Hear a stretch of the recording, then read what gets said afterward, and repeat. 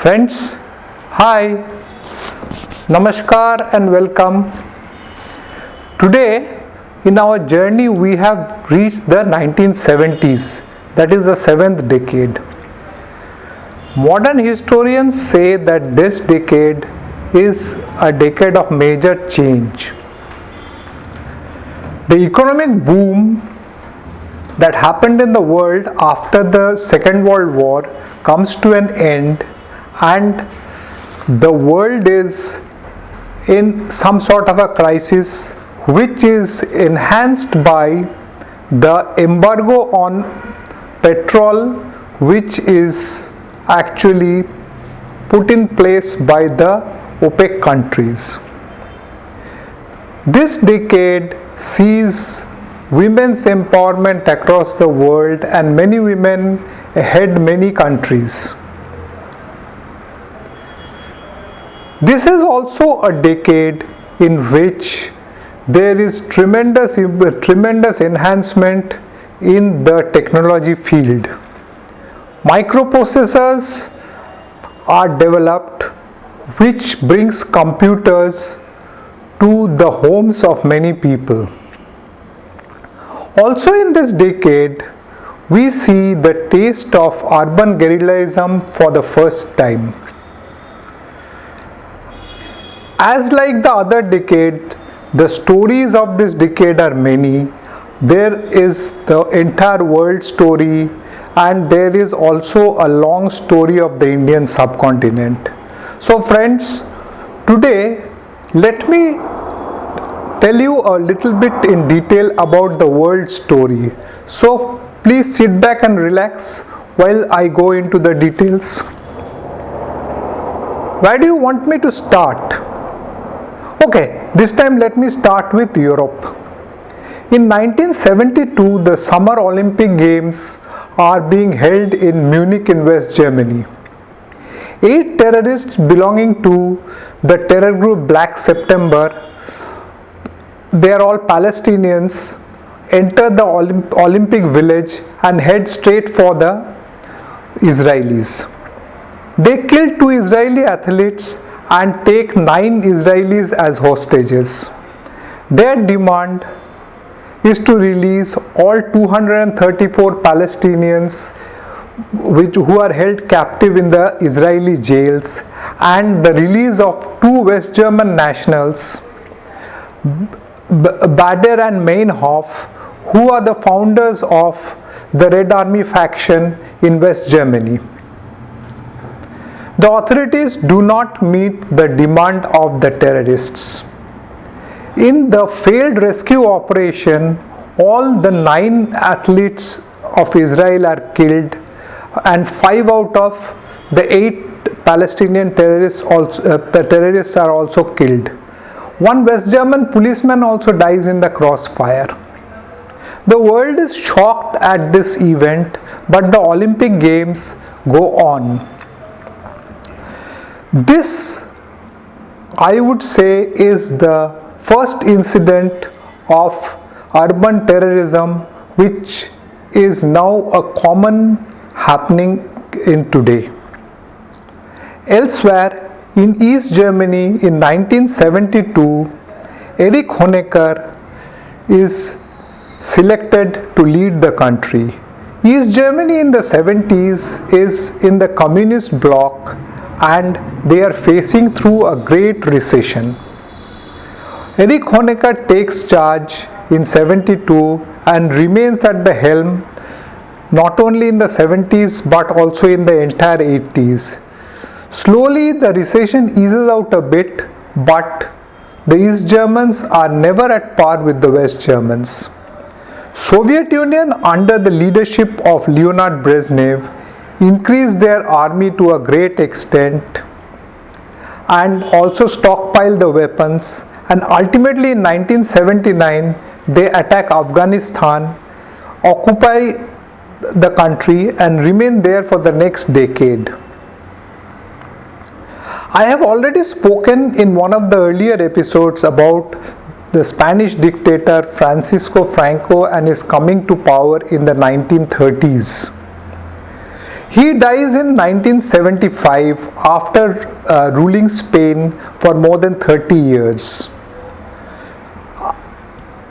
After his death, Spain immediately restores democracy, and the present day Spanish constitution is also signed in 1978.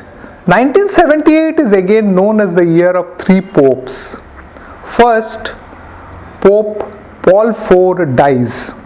His successor, who assumes the name of John Paul, is dead after only 33 days in office. The Polish cardinal who replaces John Paul assumes the name of John Paul II, and he is the first non-Italian pope since 1523. In 1979, the Conservative Party comes to power in Britain by projecting a new neoliberal economic policy with reduced government spending. Mrs. Margaret Thatcher, the Conservative Party leader, becomes the first woman Prime Minister of Great Britain. She is known as Iron Lady and remains in power as Prime Minister for the next 12 years. Now moving to Asia, in 1973 there is the Yom Kippur War. Egypt and Syria combine and attack Israel. Their aim is to take revenge of the 1967 war as well as to recover the lost territory. The Israelis are not prepared for the attack and initially suffer huge losses, but they soon rally back and push back the Egyptians out of their country. Anwar Sadat, the Egyptian president, signs a peace treaty and ends Egypt's dispute with Israel in 1978.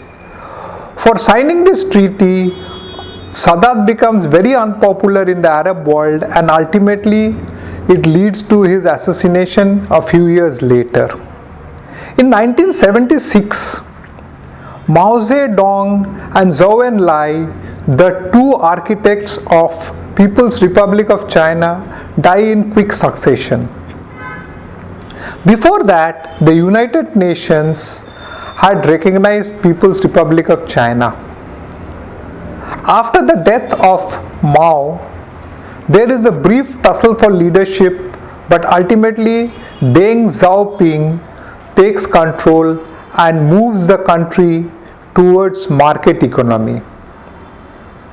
In the 70s, Japan becomes the most economically developed country of the world and even crosses the economic growth of the United States. 1979 witnesses the revolution in Iran, where the autocratic pro-West Shah dynasty is removed and is replaced by the Islamic Republic led by Ayatollah Khomeini. In Africa, in the 70s, two Portuguese colonies, Mozambique and Angola, gain independence.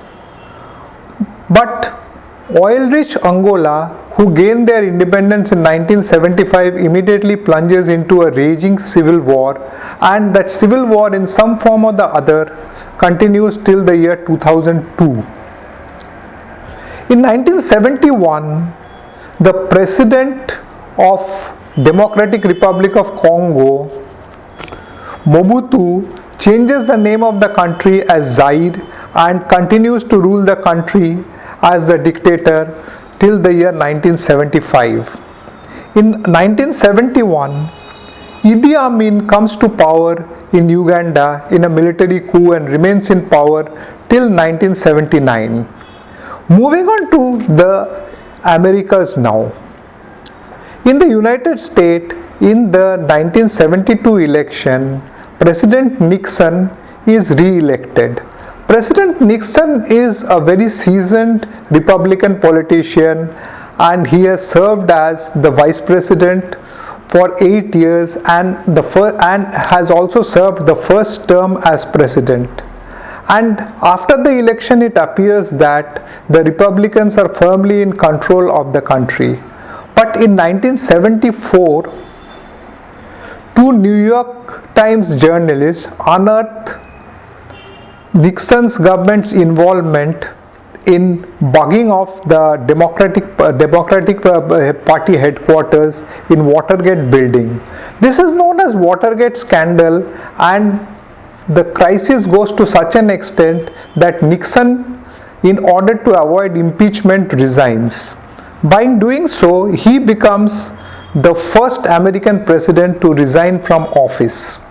Vice President Gerald Ford takes over for the rest of Nixon's term, and in 1975 he oversees the humiliating withdrawal of the American forces from Saigon, where the war has been lost by the combined American and South Vietnamese forces, even after the involvement and fighting for 20 years. In South America, in Chile, in 1973, Augusto Pinochet, a military general, comes to power through a military coup and overthrows the socialist government of Salvador Allende. After assuming power, Pinochet executes Allende. The entire coup is masterminded and financed by the CIA. Pinochet remains in power till 1990. Argentina gets its first woman president in 1974 when Eva Perón, widow of the past president, becomes the president, but her tenure is cut short in 1976 when Jorge Jamela becomes the dictator through a military coup and remains in power up to 1981. The 1970 Football World Cup is held in Mexico. Brazil had already become champions 2 times earlier, and they win the World Cup in Mexico for the 3rd time by defeating Italy in the finals. By winning the World Cup for the 3rd time, they get possession of Julerime Cup absolutely. The Brazil team is led by Pelé, who is the most famous football player of the world. As the decade comes to an end, time now for me to also close today's program. Before that, what would have happened if Nixon not resigned? Would he have been impeached? Viewers, please ponder. See you next time with the Indian subcontinent story. Till then, bye, namaste, and thanks.